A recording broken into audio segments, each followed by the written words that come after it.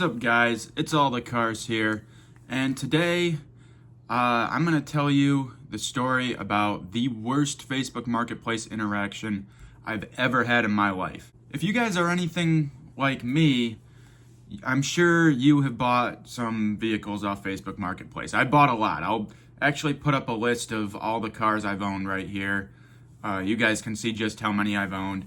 But there is one story I have that stands out among the rest. And it's not the story of when I went and got my old GS300, which I will post a video to that story down in the comments here. This story involves a different GS300, and it spans over a week. So, picture this. It's 2021.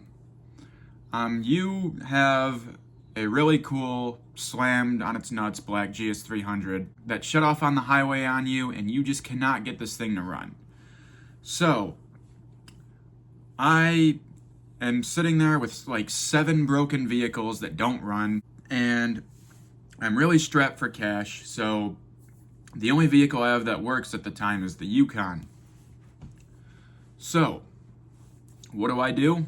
I start selling stuff off, and I think to myself, I've wanted to get into drifting for years. I'm going to give it a shot. I'm going to buy, I think an SN95 Mustang will be a perfect starter car. It has a V8, it's manual, it's rear-wheel drive, it's everything you need in a starter drift car. So I start scouring Facebook Marketplace for SN95s. Meanwhile, I'm also trying to list some stuff. I have this really beat up purple IS300 that I'm trying to get rid of. I throw it up for $1,000 and bam, just like that, within like 10 minutes of me listing it in an IS300 group, this dude messages me. And he says he's coming from a few hours away. He wants to come pick it up. And so we organize that, and he shows up that weekend to come pick it up and gives me my full asking price, $1,000, no problem whatsoever. The interaction went great. Well, this guy's up here. He sees my GS300, and I'm really on the fence about whether I want to sell it or not. And I'm thinking about it throughout the week, and I'm looking at these Mustangs, and I think to myself, I need to scrape together $3,000. I don't have a lot of money. If I want one of these cars, $3,000 kind of seems like the entry to get to one, and they go fast. Like, it was 2021, so car prices were kind of still really high, but you could get a pretty beat Mustang for $3,000, and they went quick when they were up. So I messaged this guy. I'm like, hey, do you want this GS300? Because if you do, I'll tell you what, I have a lot of mods. Just let me take my wheels and my Nardi steering wheel out of it.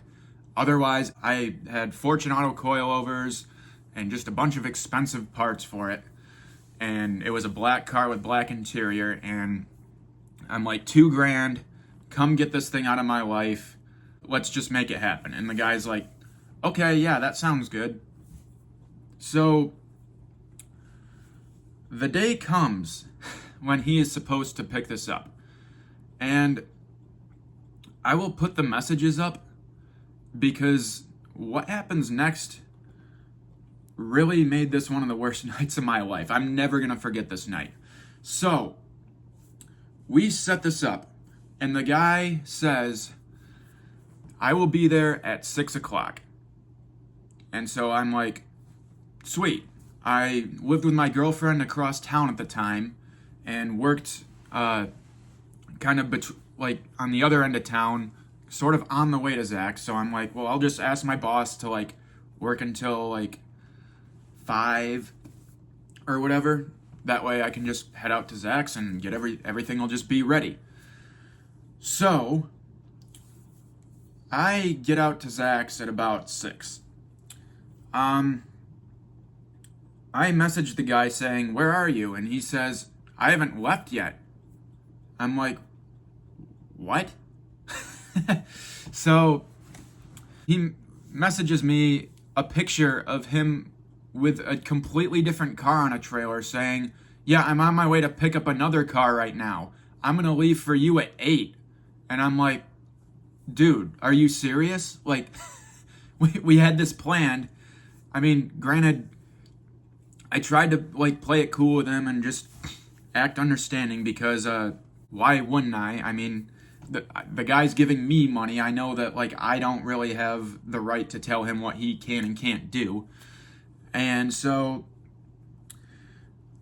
he messages me at about 8:30 and says, "Okay, I'm leaving." So he heads there, and I'm just sitting there getting frustrated. And he sends me like a pic of his speedometer. He's like, "We're flying," and he's doing about 90 with the U-Haul trailer. So I am really tired because I worked extra hours that day.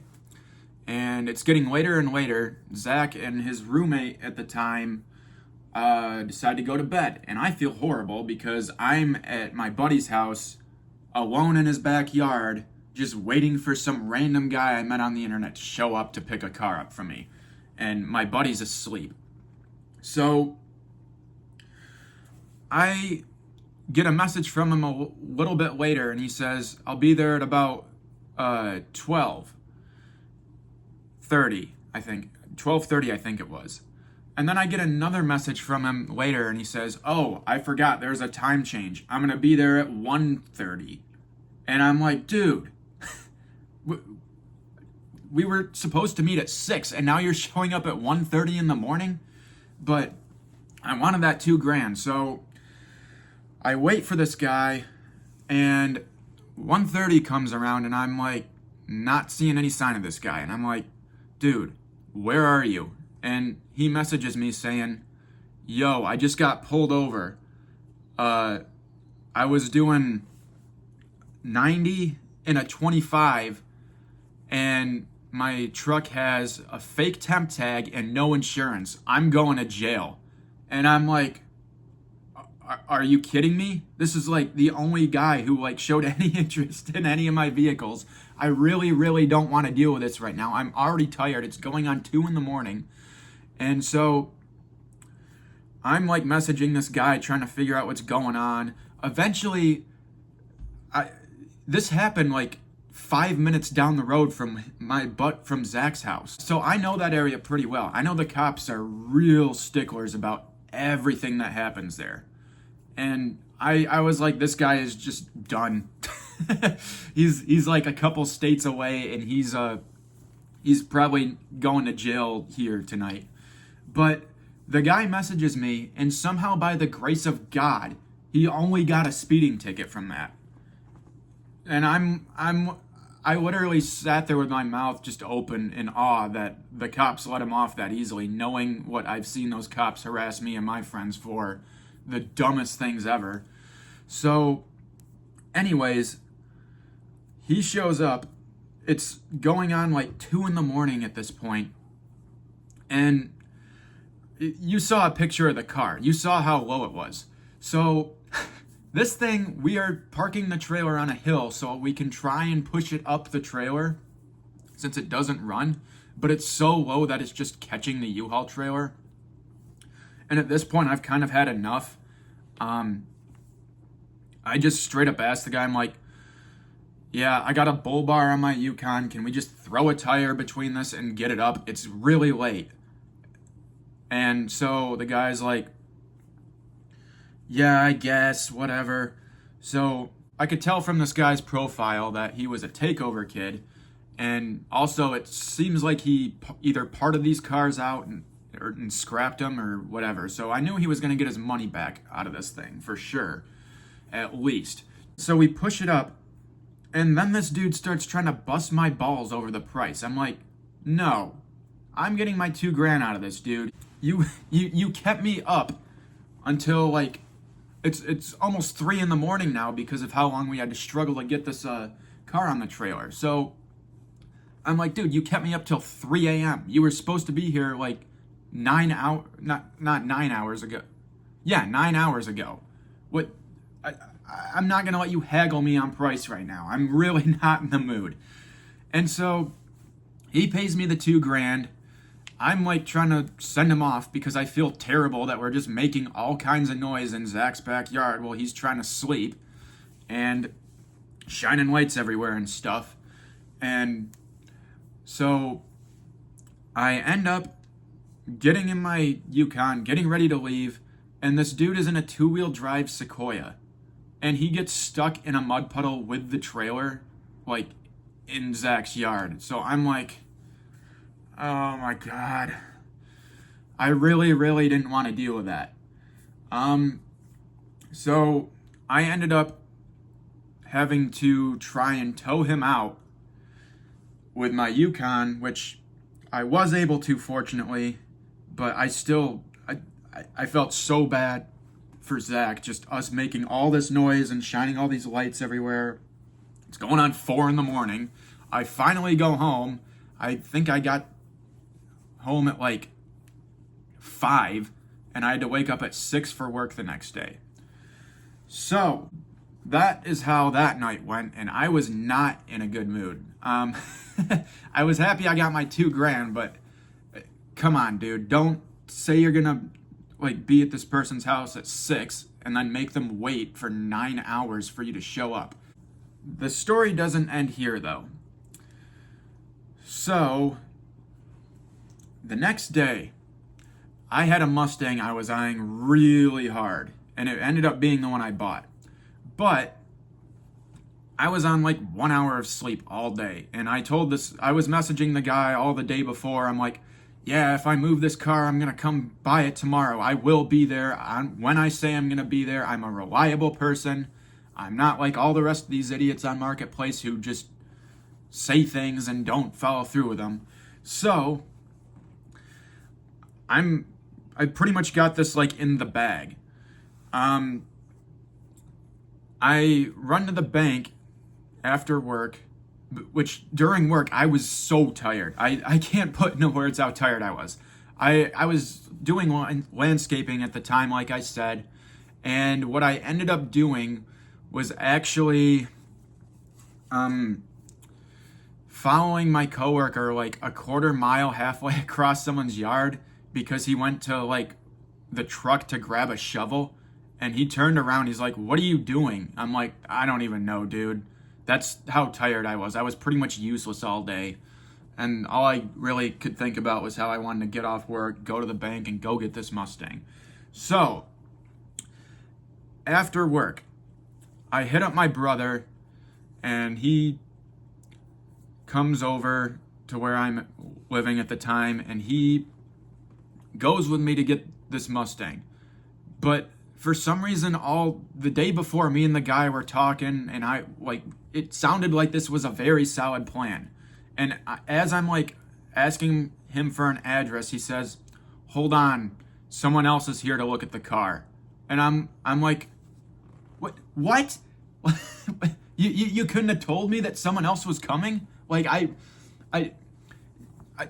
really, really didn't want to like pull the money out of the bank if I didn't have to. So then I'm like, dude, I'm about to just start heading over to your place, and I'll give you like close to your full asking price for this thing. I don't want to like mess around here. I just want the car.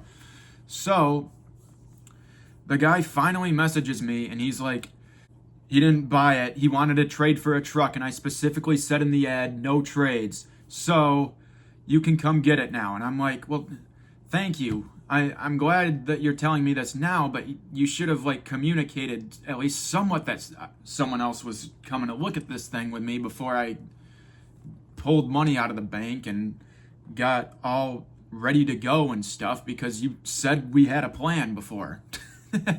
So yeah, I ended up bringing the Mustang home. I'll definitely put a picture up of that. But yeah, that was kind of how that whole week went.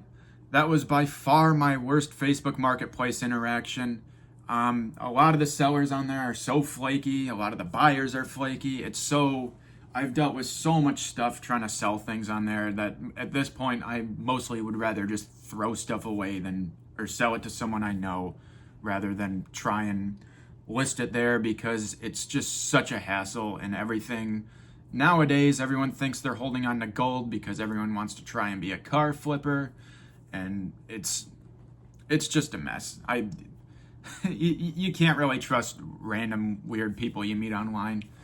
But that is the story of the worst marketplace interaction I've ever had. So I hope you guys enjoyed the video, and I will see you in the next one. Bye.